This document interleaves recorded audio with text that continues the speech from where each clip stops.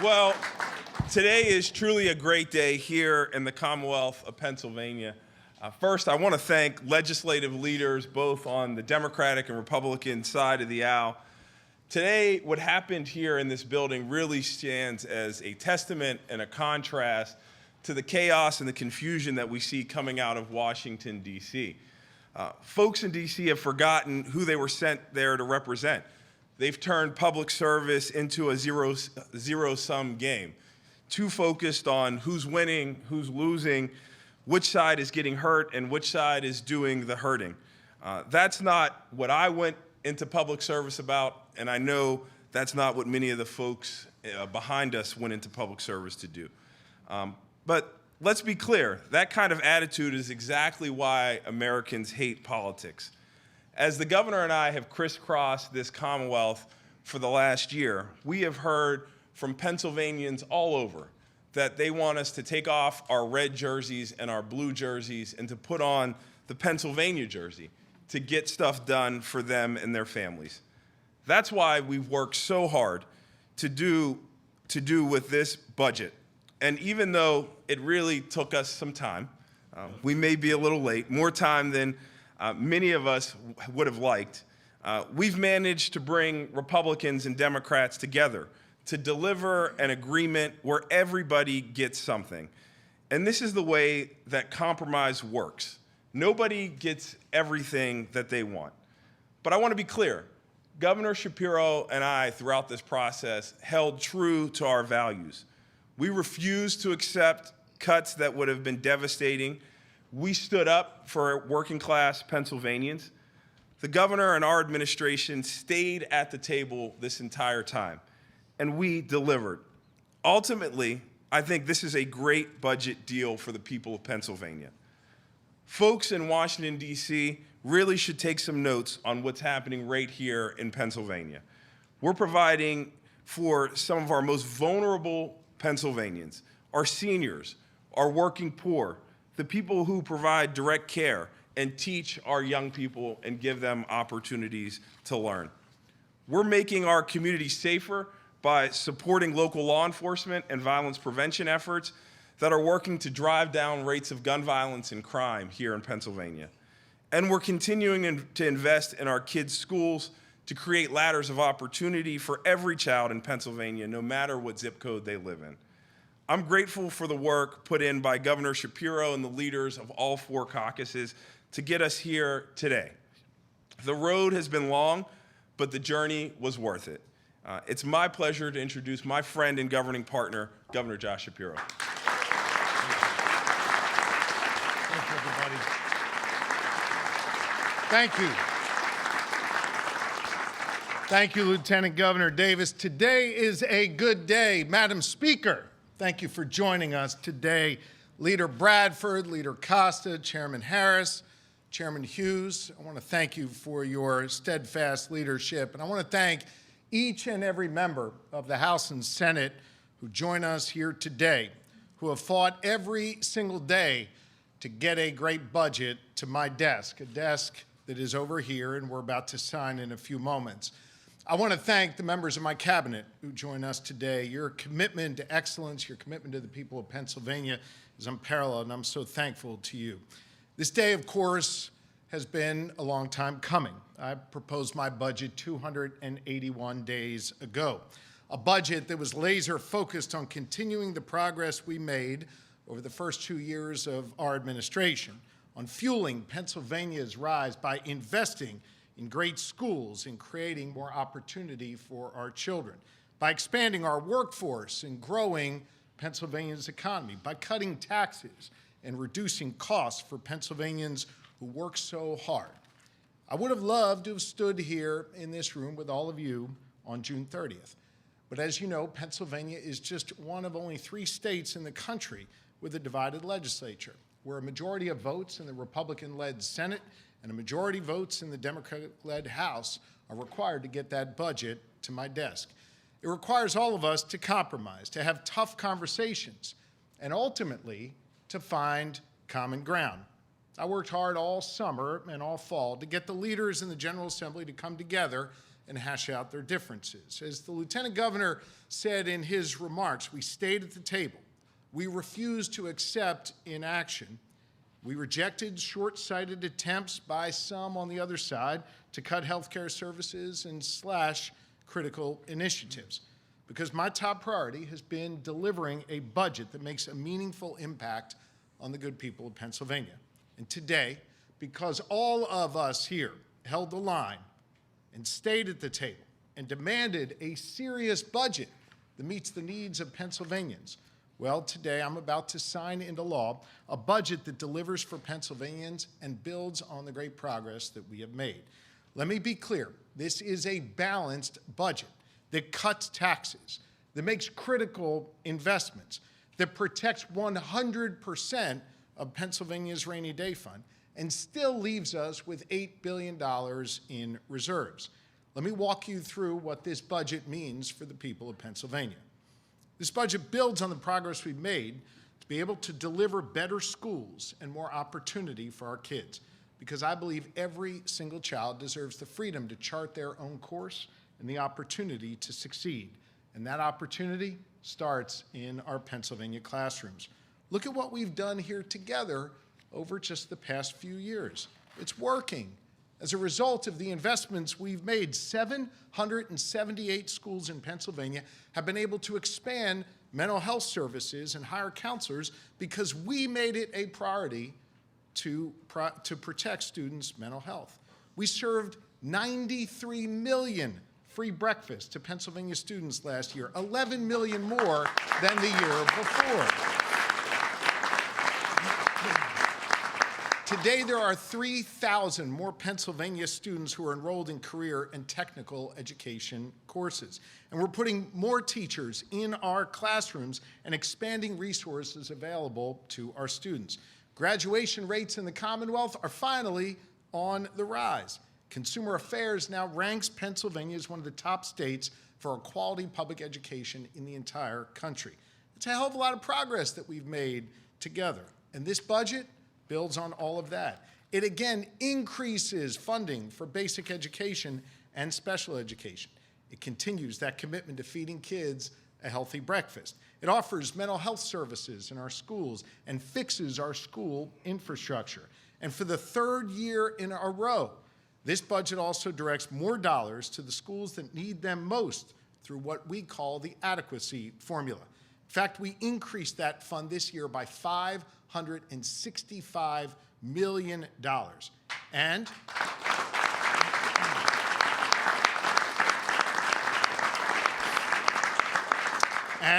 we finally reformed our cyber charter school system in Pennsylvania.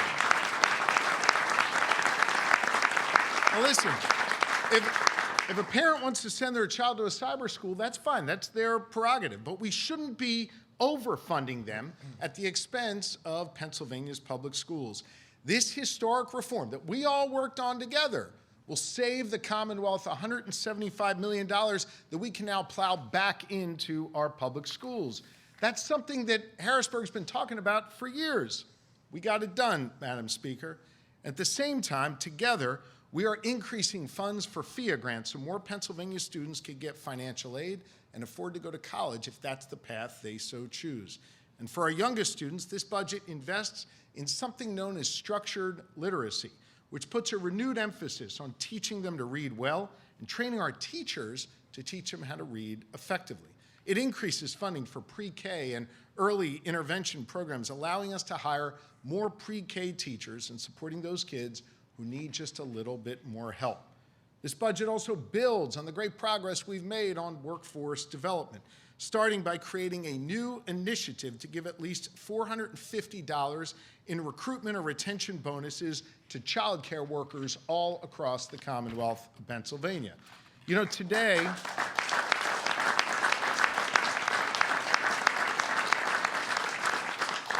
there are 3,000 child care centers here in Pennsylvania where we have vacancies.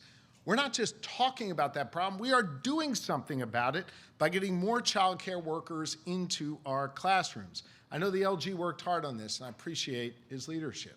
This budget also strengthens our teacher pipeline by increasing our investment in the student-teacher stipends, a wildly successful initiative we began just a couple years ago. As a result of last year's investment of $20 million, we were able to pay stipends to 2,000 student teachers, putting more teachers in the classrooms with our kids where they belong.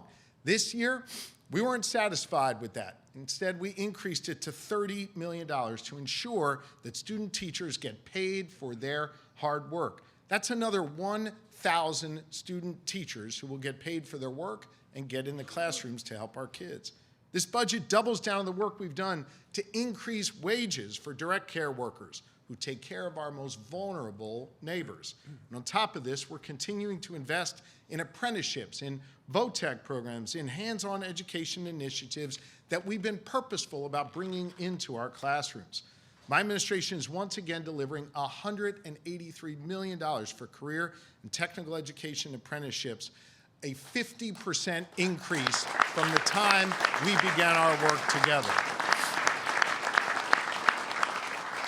This budget continues Pennsylvania's economic rise, cutting taxes for our businesses and investing in sites and innovation in the main streets that form the beating heart of so many of our communities. Under our administration's leadership, Site Selector magazine named us now the top state in the Northeast for economic competitiveness. Forbes rated us one of the best states in the country to start a business. And Moody's analysis showed that Pennsylvania is the only economy in the northeastern part of the United States that is growing. That's all because of the work we have done together to make Pennsylvania far more competitive. This budget continues the investments that have been critical to our resurgence. Look, we all know that agriculture is central to our economy, so we're building on our commitment to our farmers by fully funding the PA Farm Bill and providing $10 million to help our farmers adopt the latest technologies through the first ever Ag Innovation Fund, the first ever in the country.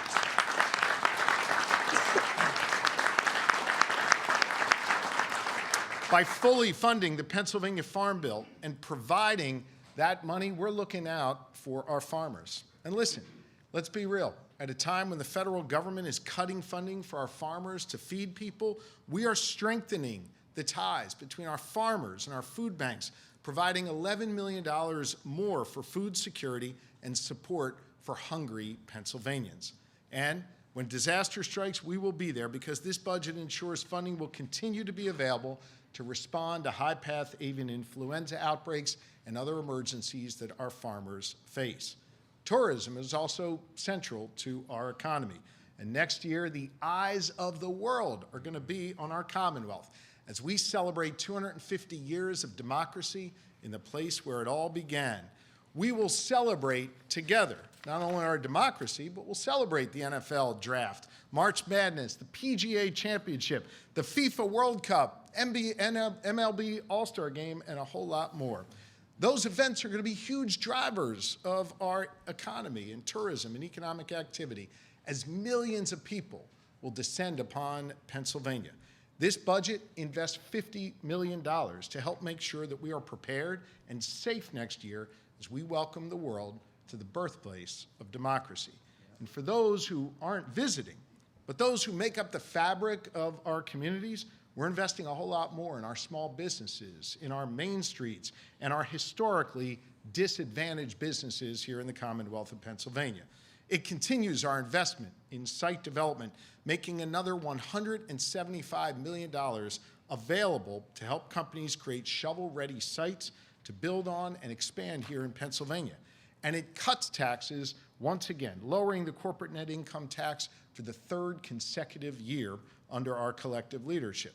Back in 2022, when I kicked off my campaign for governor, our corporate net income tax was 9.99%. When I sign this budget, it will be reduced to 7.49%. We are cutting taxes for Pennsylvania businesses. And this budget continues the important work we've done to move at the speed of business, as Secretary Seiger likes to say. We went from being one of the worst states in the country when it came to permitting. Now today we are a national model. We've done that with a money-back guarantee system for your permits if we don't issue them on time. And we've eliminated the backlog of all permits, which used to slow down the system. And my compliments especially to DEP for their hard work in that area. Now this budget builds on the success we've had. It expands DEP's speed program. It codifies part of our Pennsylvania Payback Initiative, and it creates a new public dashboard to be able to track your permits.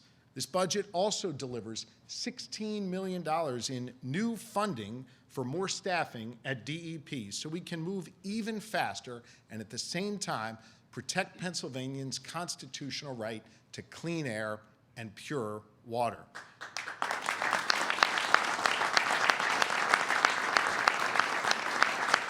But look, we got a lot more work to do to grow our economy. And what we do on energy next will be a big part of that. You know, for years, the Republicans who've led the Senate have used RGGI as an excuse to stall substantive conversations about energy production. Today, that excuse is gone. It is time now to look forward, and I'm looking forward to aggressively pushing for policies that create more jobs in the energy sector, bring more clean energy onto our grid, and reduce the cost of energy for all Pennsylvanians. It's time to get it done, and I know we can. Let's get to work.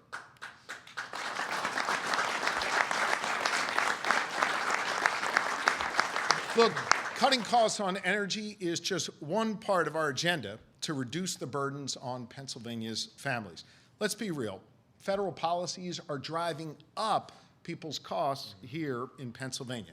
In my first 2 years working together, we have reduced costs and cut taxes for Pennsylvania's seniors, families, and businesses. Together, we delivered the largest targeted tax cut for seniors in nearly 2 decades, resulting in 522,000 seniors across Pennsylvania getting more than $319 million in tax cuts just last year. Together, we worked and tripled the child care and dependent care tax credit. And this year, we are cutting taxes again, helping working folks,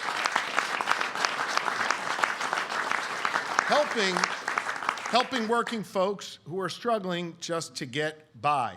Under the budget that I am about to sign, we will create a new Working Pennsylvanians tax credit that will put about $193 million back in the pockets of hardworking folks trying to take care of themselves and their families for next year. I want to say to all of the House members, especially who are here, you have Leader Bradford and Speaker McClinton to thank for this. They pushed hard at the table to get this done, and we got it done.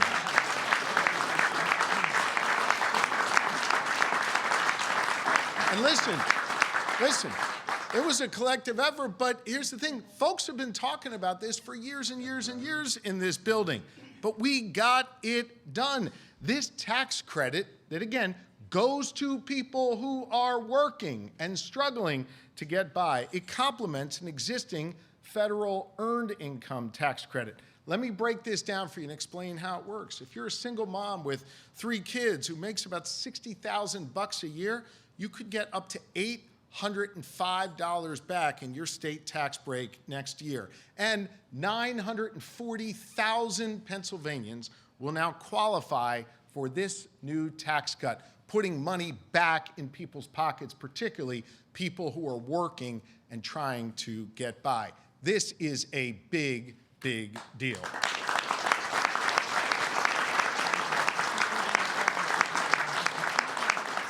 Now listen, I know you all have heard me criticize the Republican budget that passed in Washington, D.C. I criticized it because I knew it would be bad for Pennsylvania, and we're already beginning to see the effects of that.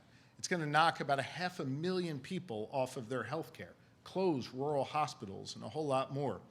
In this budget, I want you to know this group standing up here resisted efforts to kick more people off of Medicaid and make the situation even worse. We believe in taking care of our neighbors, just as Mr. Rogers told us to. And at the same time, we also secured important reforms to help lower our SNAP error rate. And that's going to protect 2 million Pennsylvanians who rely on SNAP for food assistance. At a time where the federal government is rolling back funding for groundbreaking research, instead Pennsylvania is stepping up. Look, one of the most heartbreaking problems that our grandmoms and grandpops and others face are neurodegenerative diseases like Alzheimer's and ALS and Parkinson's. I know there are members of this body who have lost parents to those terrible diseases. I wanted to just take a moment and to say thank you to Representative Kyle Mullins. Representative Mullins is here, and we spent a few minutes in my office earlier today thinking about his father, Michael, who's no longer with us, who succumbed to ALS. He used his power to get funding in this budget to look out for people like his father. And Representative Mullins, I want to thank you for your leadership.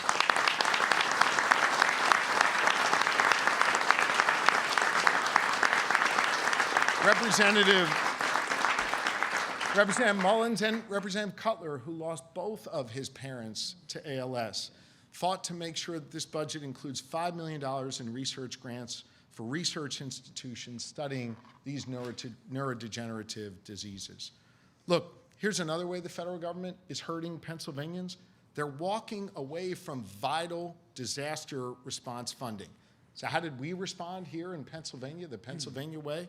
We brought Democrats and Republicans together to double our funding for emergency preparedness here in Pennsylvania.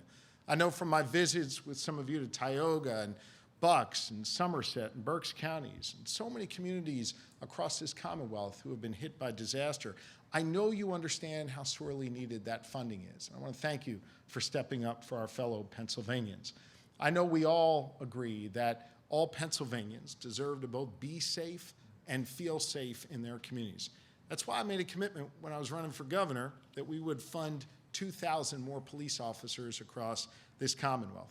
Now with this budget I'm about to sign, between municipal police and state troopers, we have secured the funding to put nearly 2,000 more police officers on the beat in our communities. But we also understand that preventing violence in our communities requires a two-pronged approach. It requires hiring law enforcement, and it also requires, and we've seen this under Lieutenant Governor Davis's leadership, to make a point of investing in community-based violence prevention programs, sports programs, after-school activities, church groups, mentorship programs, apprenticeship and workforce training opportunities, and more. And consider this, what we're doing is working. As a result of these two-pronged investments, violent crime across Pennsylvania is down 12%, and fatal gun violence is down 42% across our Commonwealth. And listen, if you've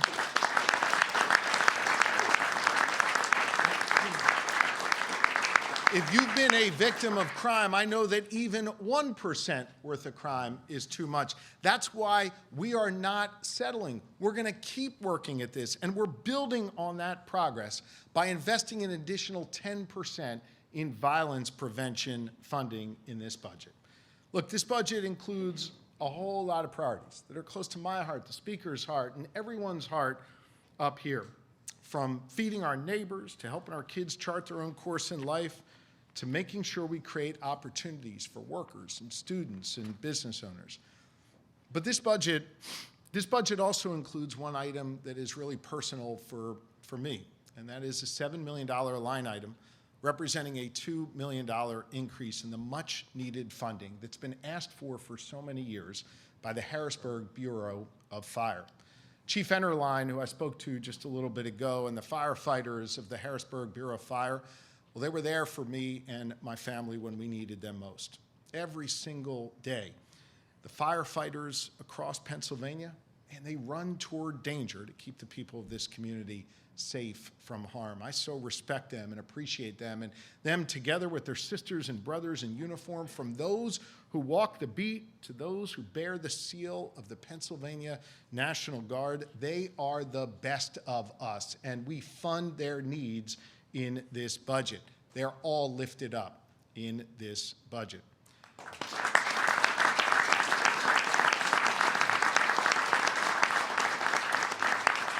Budget isn't just a bunch of numbers on a spreadsheet. It is a statement of our collective priorities. It's about investing in the needs of people now and investing in their futures.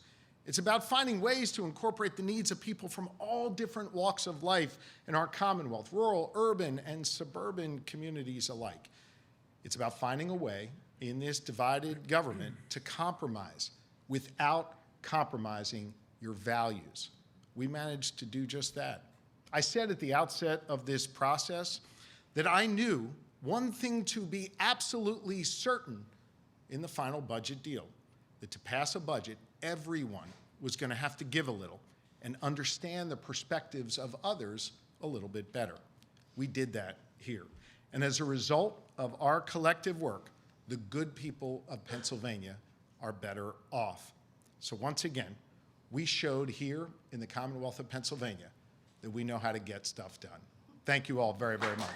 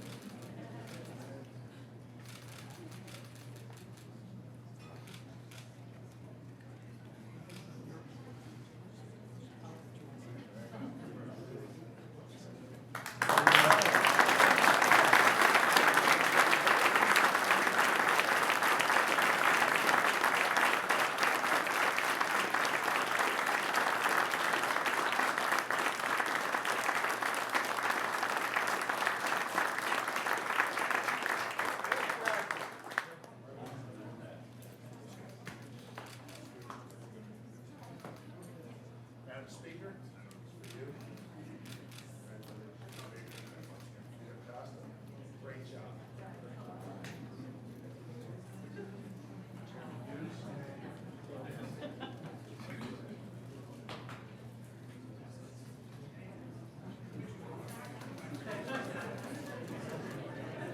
I do just want to say one thing before I take these questions. You saw I just gave one of these pens to each of our leaders. There are 3 people who work behind the scenes on my team you often don't see, but this budget would not have happened but for them, and I am incredibly grateful to be their colleague every single day, starting with my Chief of Staff, Dana Fritz.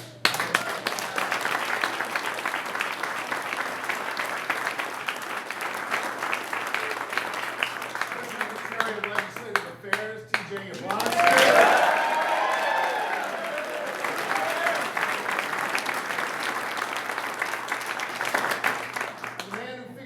Take all this in the budget document. Our great budget leader here is Zach Reber.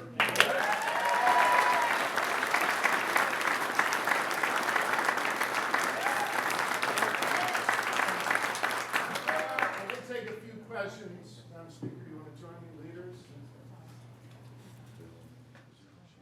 All right. Any questions from the media here? Governor, Yeah. how will your administration help the schools and the counties that had to take on debt to keep services going during this 4.5 Zach and his colleagues in the budget office working together with all other areas of this Commonwealth government are get the dollars out as quickly as possible and get into the school coffers immediately. Yes, Dennis? What is the cyber charter reforms that you're talking about? Is it giving state money to districts so they can pay the bill? Because you had talked in your budget of wanting to cap those tuitions. Did Yeah. we not do that? Can you explain a little bit about what those reforms are? In effect, we believe these cyber charter schools have been taking an amount of money that was not needed for them to operate their schools. That number was artificially high, we believe. And so in effect, what we've done is we've returned, in this case, $175 million to start, back to our public schools so that students who are going to those traditional brick and mortar public schools would be able to get their fair share of the funding, and cyber charter schools could continue to operate effectively. Tom? Governor, what do you say was the breakthrough that helped make this happen? And for everybody who's watching, why did it take so long? We stayed at the table, and we all stood up for the things that mattered most. Look, I could have stood here on June 30th and brought you a budget that looked really different, that didn't have education funding, that didn't focus on our workforce development, that didn't have a tax credit for working families, that didn't fund the needs of our farmers, and a whole lot more. I think the key when you're in these positions, and I know the leaders feel the same way, is staying at the table, staying true to your principles and values, but also understanding the needs of the folks on the other side who got elected by a different constituency and represent a different particular point of view. We stayed at the table, we continued to dialogue. Sometimes that dialogue was me running back and forth between Leader Pittman and Leader Bradford. Sometimes it was Leader Pittman and Leader Bradford having conversations. Other times it was a larger group. And I have to thank the Speaker and the Pro Tem when they joined our conversations. I think it was last week or maybe 10 days ago where we were doing two-a-days. It was like Eagles or Steelers training camp, and we were doing two-a-days, really trying to drill down on the needs each caucus had, but most importantly focused on the needs of Pennsylvania. I think all that helped us break through. And then each step of the way, things can kind of blow up or get off the rails. And I just tried to keep us back, communicating and staying on the tracks as much as we can. I think, Leader Bradford's got a hell of a challenging job trying to find 102 votes in the House, and Leader Pittman 26 votes in the Senate. And I recognize and respect how difficult their jobs are, and so part of my job was to help them each be able to be successful in their caucuses while meeting the needs of the people of Pennsylvania. Governor, one of the Senate no votes in criticizing the bill today before she voted no said there's a $7 billion difference between the spend number and the actual revenue for the Commonwealth. Are you concerned going forward about? I mean, I would, whoever this senator is, say, go look at the comments of your leaders who understand this is a balanced budget that cuts taxes, that makes critical investments, that doesn't touch the rainy day fund, and leaves $8 billion in reserves. I know that there are some people in this building that love to talk about the banty around words like structural deficit. Folks, Democrats and Republicans came together and voted for this balanced budget.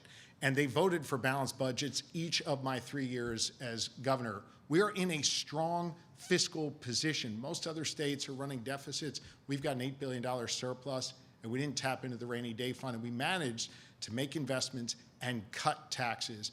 I think that speaks to how well we all work together to get this done. So if there's a few voices on the fringes, I understand that, but take a look at what the leaders of both caucuses, of all four caucuses of both parties said here. Balanced budget, cuts taxes, makes important investments, and protects rainy day fund. Governor, you're going to get transit next year? We're going to continue to work on transit and other priorities that aren't in this budget. I know we all had to accept compromise. Transit remains a critically important priority for me and each and every member who's standing up here. What comes after Reggie as far as climate goals? I introduced the lightning plan. I want to thank Chairman Comita, who's here. I know she's backed a number of pieces of that legislation in the Senate. I know she's going to drive that legislation forward there along with others, and the leaders here in the House will continue to push that forward. I think the lightning plan is where we need to be, and think of it, it's an example of a plan that has the support of the building trades, has the support of environmental groups, has the support of industry. I think that's a really good starting off point. I've had some really direct conversations with the Republican leaders in the Senate about the need to finally act on energy. We haven't done anything big on energy since the Rendell administration. The time is now. Energy presents, to me, I believe, the thing that sets Pennsylvania apart from any other state when it comes to economic competitiveness. And I think we need to harness our energy and our natural resources, do it in a way that protects our public health, our public safety, our environment. I think we could do all of that and create lots of jobs and bring down the cost of energy for Pennsylvania families and businesses. The time to act is now, and I believe as this budget proves, as the other budgets prove, as our work on criminal justice reform proves, as our work on Sunday hunting proves, and so much more, that we can actually come together and do big things in Pennsylvania, and we're going to continue to do that, and energy should be next. Governor, you mentioned this budget won't necessitate tapping into the rainy day fund. Do you expect to need additional revenue sources next year in order to not? I'm signing this year's budget. How about you give me a minute?